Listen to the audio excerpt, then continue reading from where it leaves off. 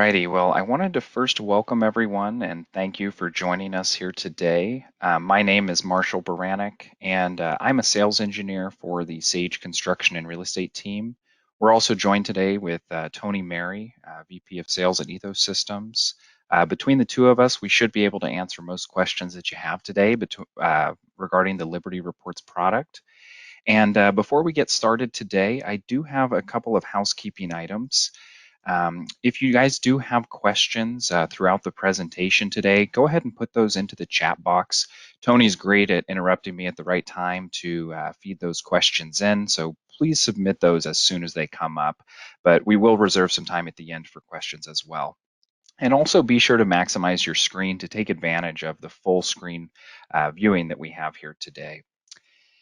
And so the first thing I wanted to talk about is the agenda for today. And we are going to be taking a look at the Sage Liberty reports for 100 Contractor.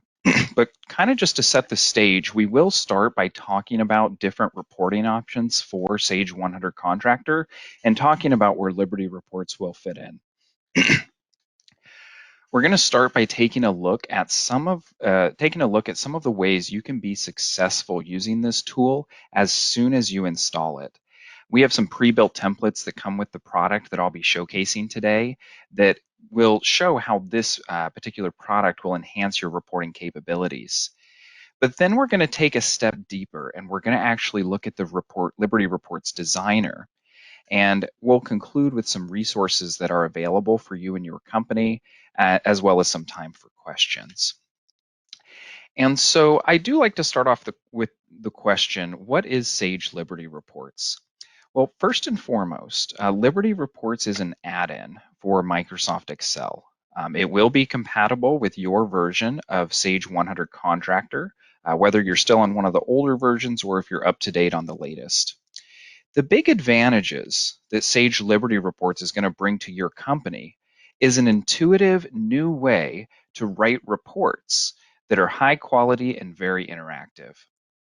And so I mentioned that you do have some reporting options today, and Sage offers a few different options for reporting. And as you may be aware, you can design reports using the built-in 13.3 Report Designer. You can edit the reports that come with the system as well as design your own. There are some limitations to the Sage Report Writer, as some of the critical reports in the system actually cannot be modified to show some of the information you might be looking for. There are other reporting options like Microsoft Access, Microsoft Query, Power BI, but there are disadvantages to using those tools as well. With any of these reporting options, you have to familiarize yourself with the Sage database, but you also have to familiarize yourself with the tool that you're using, such as the report writer. And so what we're going to be doing with Sage Liberty Reports is helping to simplify the understanding of 100 Contractor, as well as giving you a platform that you're probably already familiar with in Microsoft Excel. And so it is important to clarify what we talk about when we're talking about reporting in Excel. You do have the option today to export a report into Excel. However, that is not what we are talking about here today. What we are talking about here today is much more sophisticated. The disadvantage with that previous example is that if you ever want to refresh the information, then you're going to have to start over from scratch, going back to the report, pulling in live information, and then you have to redo any formats or formulating that you've done. But with Sage Liberty Reports, what we're going to do is essentially create a customized report once, where all of your edits, formulas, and formatting will persist. So you're literally creating a report once and then simply refreshing the data as needed. And so before we jump right into the software here today, Tony, was there anything that you'd like to add in terms of before we jump into the software today? No, just as a reminder that we do have Mark and both myself monitoring the chat box. So if you have any questions as Marshall's going through his presentation, don't hesitate to put them in there. And then like I said, we'll be sure to interrupt him at the appropriate time and also hopefully have some Q&A at the end as needed. But nope, ready for you, Marshall. Thank you for that, Tony. And so where we're going to start the demonstration today will be within Microsoft Excel. If you notice up here in the ribbon, we do have our Liberty Reports product, and the different features and functionality will live up here in the ribbon. But you will also get a desktop shortcut. And so what that'll get you is the Liberty Reports desktop. So you can access the different reports directly from your desktop. And I'll show that. Let me minimize a couple windows here. And it's going to look like this yellow triangle right here. You just double click that. And the advantage of the desktop here is that this is where we can access the reports that come right out of the system. And so I have a couple reports that I have prepared for you guys here today. And we're going to start today's with the cash flow with a 12-month trend. And so with your Sage Liberty reports, just understand that all of the canned reports that we're going to be looking at today were created with the Liberty Reports designer, or these different tools up here in the ribbon. So I'm going to show kind of an output, if you will, but just know that if you want to start learning how to use this tool, you can start to create your own reports here in Excel as well. And we'll take a look at that a little bit towards the end of the demonstration today. But with each of the reports that come with the product, you will get an information page, and you'll want to look at the purpose of each of these reports, as well as how to use these reports. For this particular report, we're going to click on the next worksheet, identify a posting year and period, and then this is going to give us a cash flow trend over 12 months. So we'll click over to the report details section here, and notice the different parameters at the top of the screen. We can enter in a year and a posting period and then refresh this data. I'm currently showing all of my different jobs over this 12-month period, and we can see that some months we are cash flow positive and others we are cash flow negative. Now, if you were looking at a report like this in 100 Contractor, you would have the ability to drill down. And that's no exception with the Sage Liberty Reports product, as we can drill into the detail on this report as well. Perhaps this month we lost a little bit of money on this from a cash flow perspective, and we'd like to inquire as to why. If I double click the value in this cell here, looks like I'm in V40, then what it's going to do is create a sub-report here on the next tab. Notice how it fills in the job number that I had selected, or the row that that was on, the posting year and period that I had selected in the previous example. Here's that 66,000, and I can see that, we didn't have any payments received, but we did have to pay out some invoices, and we have other details that hit the job cost. Looks like this was a job that we did a lot of self-performance, and so we have a lot of labor payroll that's associated with this particular job. You can use the groupings to expand those if necessary. And as you can start to see, we are leveraging different components of Microsoft Excel. For example, we have a drop-down list here for the different posting periods and jobs. We can use macros to create buttons that will refresh workbooks and pull in the latest details from 100 Contractor. Now, if you want to look at a different way to access a particular report, you may want to access a report directly from 100 Contractor. You can do this to make it easy on the other users within 100 Contractor. We'll come under the Projects tab here today. And what I'm going to do is come down and edit this map here. So you'll notice that I do already have these Excel workbooks here, but what you can do is come onto the Liberty Reports desktop here, and you can access where these reports are actually saved just by clicking that link right there. So what that means is that if you wanted to look at, that report that we were just on, that cash flow with 12-month trend, you can drag and drop that right onto your 100 Contractor screen. And now we can access those reports directly from 100 Contractor. Simply save that there, and now users can access those Excel reports directly from within the program. Next thing we're going to look at today will be a work in process report, and I'll go ahead and open that right from 100 Contractor. Notice how the first thing that Liberty Reports does when you open up a report is it prompts you for a connection. What this is asking about is the particular data folder that you're accessing within 100 Contractor or company. Oftentimes, people are just running one company within 100 Contractor, but if you are managing multiple companies, you can create reports that pull from the different databases, creating more of a consolidated report. We're going to select a sample company for today's example. And just like the last example, this work in process has an information page that gives us more details. This report's a little bit more sophisticated than the previous one, but it's also going to show some of that drill down capability. We're going to click on the work in process worksheet. We're going to enter in a desired date, similar to the previous one, and it's going to provide us with details for our jobs that are set up within 100 Contractor. Switching over to the report tab here, I've got this in for today's period, September it looks like. So we're looking at everything that happened last month, up until last month. Notice how I have all the different jobs here. But if I use some Excel grouping, we have additional parameters. Each of these fields that we make yellow, or kind of that notebook color, if you will, each of those yellow ones, those are parameters. And so as you start to change the fields that are here, say I want to include completed and closed jobs. You can then refresh the report and it's going to pull in, I should have historical information in here. And so you can see that it added a job there for historical job costs because that's under a closed and completed status.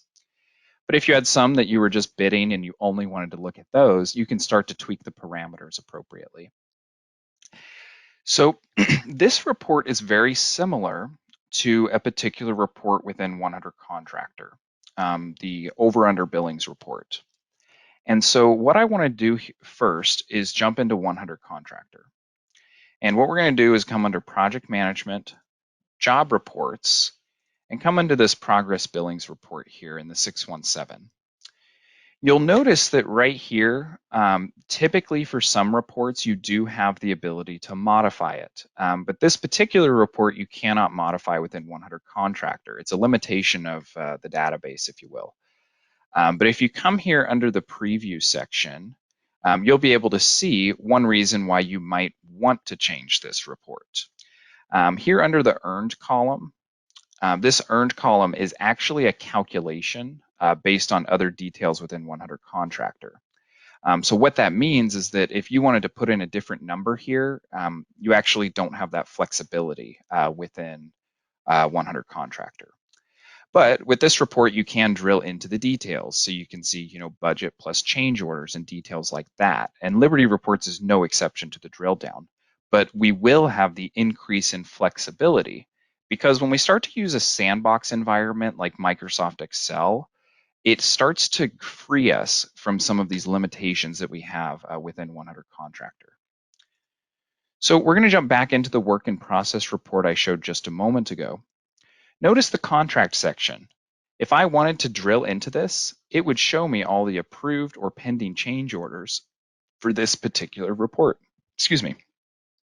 So I can go ahead and do that, and it'll then populate over to the Contracts tab at the bottom of the workbook. I could very easily come into a cell over here on the right-hand side and start to put in some calculations. Or if you want to start to learn how to design your own reports, we can pull the details from 100 Contractor and place them on wherever you'd like on the page. And so here you can see all the approved contract change orders for this particular job. Jumping back to the work in process tab, I could drill into the budget or the costs. And let's go ahead and do that for the costs for this job 207. And notice how it jumps right over to the cost worksheet there. And I can see that we have lots of cost types of labor here for this particular job. So just another way to kind of dive into the details of these particular reports.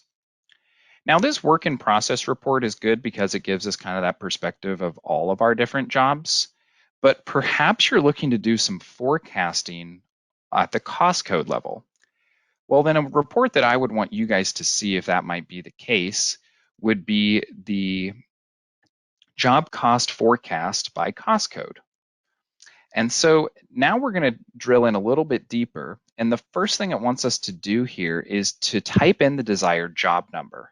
We'll then put a cutoff date like the other reports, and then it'll pull in the details from 100 Contractor. Clicking the Report tab, I've selected job 207 here already and clicked the refresh button. And you can see here that we have a column where we could enter some details to start to forecast. Here on the right-hand side, you can see the different variants. So if you want to see variance by hours or variance by dollars, depending on the particular situation. And then we can see the percent of that that's different. If we come under the forecast here, right now, if you look under the default forecast method, we're currently forecasting by percent complete. So you could come under landscaping and say, we're currently 50% complete. And then that'll show you if there's any variance between those details there. But perhaps you don't forecast by percent complete. Perhaps you forecast by hours to completion or something similar. Well, what that's going to do is start to update these forecasts accordingly. But what if you forecast one cost code at hours to complete and another ones that you sub out, you might just know the cost at completion? Well, this report has actually been configured that we can change the forecast method for each of the different methods. So what you could do is hand this report off to one of your supervisors or project managers out on the job site, and they could fill this out with the appropriate forecast method. That would give an accurate interpretation for what's going on the job today, as opposed to what might be a calculated value in a report in 100 Contractor. You can do more with these reports. If you'd like to calculate, actuals to date, you can actually start typing in some hours and rates and adjusting these. And that's the beauty in Excel, is that if you'd like to add additional information, we could simply add a column and start to add in our own Excel formulas as well. And so those were the three reports that I wanted to highlight that come with the product here today. But please do keep in mind that there are quite a few reports, as you can see here. So perhaps you're looking for a payables or a receivables invoice report. We also have some financial statements, and we have tools to help derive financial outputs using Liberty reports. And so with the time that we have remaining, what I'd like to do is something a little bit more sophisticated, and I'd like to introduce the Liberty Reports Designer. If you're someone who has created reports in the past, then you understand that you have to know something about 100 Contractor database in order to be successful in writing reports. If you come up here to the Query Wizard, I'm going to introduce the Query Wizard, and then we're going to talk about the Function Wizard. We're going to start with the Query Wizard. And what I'm going to do is I'm going to, first I'm just going to type the job number 207 here into cell B3, and that would be your job number. And I could just as easily start to put additional parameters like cutoff date or job status and whatnot. So when we pull the details in, we're going to condition it based on these details. And I'm going to be going through some simple examples today, but we do have training classes available if you'd like to become an expert on this product. When I click Query Wizard, the first thing it's going to do is prompt me for that connection that I talked about earlier. And we're going to connect to my 100 Contractor database and the appropriate data folder or company. Once we've established the connection, what you're then going to be met with are all of the database tables that you can report on within 100 Contractor. Using the report writer within 100 Contractor, you have to start to learn these internal names. So that middle column there, and that's what 100 Contractor refers to those tables as. But with Liberty Reports Designer, notice that we add a caption to all of those tables, and we put AR for accounts receivable or AP for accounts payable, and so on. So the example that I'm going to use today is going to be project management change orders. And so I'm curious about reporting on change orders. So if I click this table here, you can then see a preview down below of the details that are on that table. You could even click to see the full results, so you can see all of the different details or information that's in 100 Contractor that's on the change order table. When you select that table, notice if you're following on the left-hand side, we're going to work our way up top to down. When I click Next, the next thing I'm met with are all of the columns on that database table. So this is essentially asking me, and it even says it up here, select the columns that you wish to include. Well, I'm going to grab a handful of columns here, and I'm just tapping the spacebar to grab items, and perhaps we want the submitted date or not. But we do want the status, and we want to know the requested amount on that change order and what was approved. And so you can see there's lots of other information on a change order within your 100 contractor that you might want to report on. But I've grabbed a handful of fields here, and so I'm going to click Next. Next, it's asking if I'd like to apply a condition. Now, this is basically saying, do you want to pull every single change order out of 100 contractor, or do you just want to pull out some of them? And for today's example, I will add a condition. Now, you may want to add multiple conditions, which you're totally empowered to do. I'm just going to add one here today, and it's going to be where the job equals whatever this cell reference is here in B3. And so you'll select job, the equals comparison, and then here on the right-hand side, I could just type in a literal value like 207, and then it would just return everything for that job number. But the beauty in Liberty reports is that you can tie these conditions to a cell reference, which means you can simply select the cell that they'll type that job number into and click OK. Now you can see the condition that it built, where the job is whatever is in cell B3.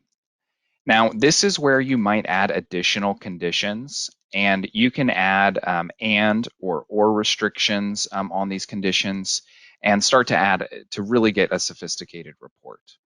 But we're just going to add the one condition today and click Next. Next, it's asking if I'd like to summarize the information.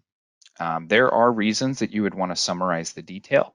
However, we're going to skip over that section today. And the sort order. This will allow you to sort this in whatever order you'd like. What I'm going to do today is I'm going to add a sort to where the date is ascending. I don't really care about the numbers of the change order so much. I care about when they came in. So I'm going to sort it by the date today. Now, the final option here in the wizard is to name your table when you pull it in. If you're familiar with Excel, you know that you can reference tables from other worksheets. And so this is a chance for you to name that table. And I'm going to name mine PM change order. Now, it's going to place it wherever you had your cursor, but you can change that. So let's say I actually want it to be right here in C6. So that's where it's going to place it. And underneath the data options, you have a couple different options. You can pull this in as static details, and there are reasons you would want to pull it in as static, but the real beauty in Liberty reports is that we're pulling this in as data that can be refreshed with live data. That means when things change in 100 Contractor, you click a refresh button and it refreshes it with all the details, and you won't have to redo all the formula and formatting. You can see how quickly it pulled those details in. And notice if I come up under the job here and change this to say 201 and click refresh, it refreshes the query appropriately. Don't be afraid to come in here and delete some values, or if you came in here and actually deleted everything entirely, we're not actually deleting it out of 100 Contractor. You can simply refresh that as needed. Now, there's lots of things you might want to do with the particular report here. I may recommend coming under the View tab and removing your grid lines. You can come over here and select the table, come under the Home tab, and start to apply a border. I could have put them in the columns as well. Perhaps you want to select the very top of this and make it look a little bit more professional. You can then start to format this appropriately. You could come in the cell under here and do like an equals sum and then reference the table. I'm going to be a little bit lazy about it today and just select that reference. And then what that'll do is put a sum function underneath the table. So that way, if I ever change the job number back to say 207, came up here and refreshed my Liberty reports, notice how that formula persists with the table that I tied it to. And so you can start to add formulas into Excel that way. Now, another thing that I wanted to reference today is the function wizard. So the function wizard is a way that you can start to pull in other details from 100 Contractor in different ways. If you look here under the job number is 207. Maybe you don't know what your job number is. Maybe you don't know what jobs those refer to. So what you could do is insert a column here. And I want to mention one thing. You can't do what I'm doing right now with other report designers. Most report designers, you have to know what you're finished with before you get started. What I'm doing here is I am intuitively evolving a report as I see fit. And so here, one piece of information you might want is a job name. Well, we'll just come up here and put in a new caption and call it job name. What you can then do is start to leverage the functions within Liberty reports. We've got a handful of functions here, and there are a couple more functions that are available. We have a full-blown knowledge base if you want to really start to get into it. But what I'm going to do today is use the lookup function. You may want to sum details. Say you want to sum up the total approved amount on all those change orders, or you want to count the number of change orders on a job. I'm going to look up the job name that these change orders are on. And so it's saying, select the table that you'd like to use with this function. Well, you do have to understand a little bit about your database, but you could come up here under the find and type in job. When I type in job, you can look at the results, and I'll tell you from experience, the details that I'm looking for today, the job name, will be on the PM job table. Once you start to get familiar with Liberty reports, it's going to be second nature where the details are that you're looking for. Now, on that job table, you do have the job number, which is referenced here, but it's asking what columns I'd like to include. Now, I'm just going to pull in one, which is going to be the job name. But if there were other details on this job that you wanted to pull in, you can do it all with the one function. So I could pull in a client name, address, phone number that all correspond to the job. But I'm just going to select the name today and select next. And next it's asking me for the key field. Now, if you're not familiar with database lingo, a key field means a unique identifier. There may be multiple keys, but for this example, I just have one key that I have to reference. And if you know what the unique identifier for a job is, then you know that it's the job number. So it's saying what cell is the job number in, is what it's asking in layman's. So I selected the key field, and I'm going to select next. Now here's a couple options.